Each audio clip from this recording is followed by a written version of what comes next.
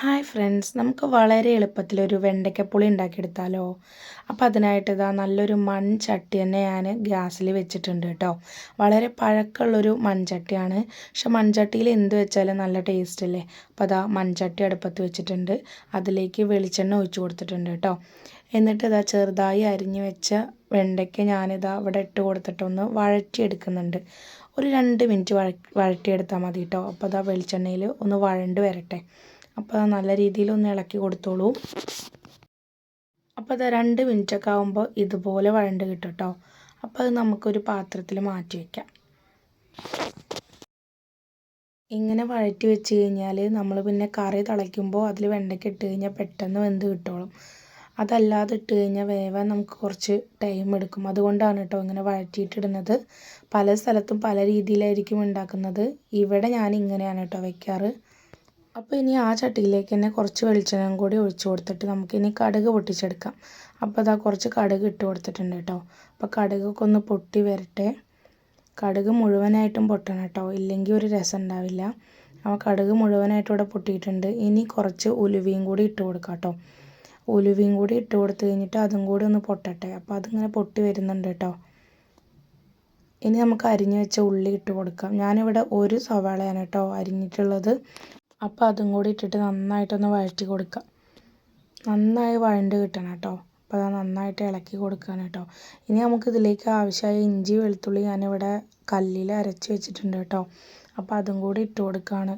അത് ഞാൻ ആദ്യം ഇട്ട് കൊടുക്കാൻ മറന്നിട്ടുണ്ടായിരുന്നു. അപ്പോൾ അതും കൂടി ഇട്ട് കൊടുത്തിട്ട് ഇത് നന്നായിട്ട് ഇളക്കുകയാണ് കേട്ടോ. ഇനി വേണ്ടത് തക്കാളിയാണ്. ഞാനിവിടെ ഒരു തക്കാളിയാണ് കേട്ടോ എടുത്തിട്ടുള്ളത്. അത് ചെറുതായിട്ട് അരിഞ്ഞിട്ട് ഇട്ട് കൊടുക്കുകയാണ്. പുളിയൊക്കെ ഒഴിക്കണമല്ലേ, അതുകൊണ്ട് ഞാൻ ഒരു തക്കാളി എടുത്തിട്ടുള്ളൂ കേട്ടോ. അതുതന്നെ ധാരാളമായിരുന്നു. അങ്ങനെ ഇത് തക്കാളിയൊക്കെ ഇട്ട് കൊടുത്തിട്ട് വീണ്ടും ഇളക്കുന്നുണ്ട് കേട്ടോ. ഇനി ഇത് നന്നായിട്ടൊന്ന് വഴണ്ട് വരട്ടെ. ഇത് ഈ പാകമാകുമ്പോൾ നമുക്ക് പൊടികൾ ഇട്ട് കൊടുക്കാം. മഞ്ഞൾപ്പൊടി ഇട്ട് കൊടുത്തിട്ടുണ്ട് കേട്ടോ. മഞ്ഞൾപ്പൊടി ഇട്ട് കൊടുത്തു, മുളക് പൊടി ഇട്ട് കൊടുത്തു. ഇതിൽ പിന്നെ അധികം പൊടികളൊന്നും ആവശ്യമില്ലല്ലോ. മഞ്ഞൾപ്പൊടിയും മുളക് പൊടിയും പിന്നെ ഇതാ കുറച്ച് മല്ലിപ്പൊടി ഇട്ട് കൊടുക്കുന്നുണ്ട് കേട്ടോ. മല്ലിപ്പൊടിയും കൂടി ഇട്ട് കൊടുത്തിട്ടുണ്ട്. ഇനി ഉപ്പിടണം കേട്ടോ. ലാസ്റ്റാണ് ഞാനിവിടെ ഉപ്പിട്ടിട്ടുള്ളത്. ഉപ്പ് ആവശ്യത്തിന് ഇട്ടാൽ മതി. എന്നിട്ട് പിന്നെ ലാസ്റ്റ് നോക്കിയിട്ട് ബാക്കി ഇല്ലെങ്കിൽ ഇടാം കേട്ടോ. അങ്ങനെ ഉപ്പ് കൂടെ ഇട്ട് കൊടുത്തിട്ടുണ്ട്. എന്നിട്ട് നന്നായിട്ട് വഴറ്റണം. മസാലയുടെ കുത്തൊക്കെ ഒന്ന് മാറട്ടെ, അതുവരെ നന്നായിട്ട് വഴറ്റി കൊടുക്കണം. എനിക്ക് നോക്കിയപ്പോൾ ഉപ്പ് കുറവായിരുന്നു കേട്ടോ. അപ്പോൾ ഞാനിതാ കുറച്ച് ഉപ്പും കൂടി ഇട്ട് കൊടുത്തിട്ടുണ്ട്. ഇനി നമുക്ക് മെയിൻ താരായ പുളി ഒഴിക്കാം കേട്ടോ. വെണ്ടയ്ക്ക പുളിക്ക് വേണ്ടത് പുളിയല്ലേ. അപ്പോൾ അതാ ഞാൻ ആദ്യം തന്നെ പുളിയൊക്കെ വെള്ളത്തിൽ ഇട്ട് വെച്ചിട്ടുണ്ടായിരുന്നു കേട്ടോ. അപ്പോൾ പുളിയൊക്കെ ഒഴിച്ച് കൊടുത്തിട്ട് ഇതാ വീണ്ടും ഇളക്കുന്നുണ്ട്. ഇനി അതിലേക്ക് കുറച്ച് വെള്ളമാണ് കേട്ടോ ഞാനിപ്പോൾ ഒഴിച്ച് കൊടുത്തിട്ടുള്ളത്. കറി ഇനിയും വേണ്ടവർക്ക് വെള്ളം കുറച്ചും കൂടി നീട്ടി ഒഴിച്ച് കൊടുക്കാം കേട്ടോ. ഞാനിവിടെ കുറച്ചേ ഒഴിച്ച് കൊടുത്തിട്ടുള്ളൂ.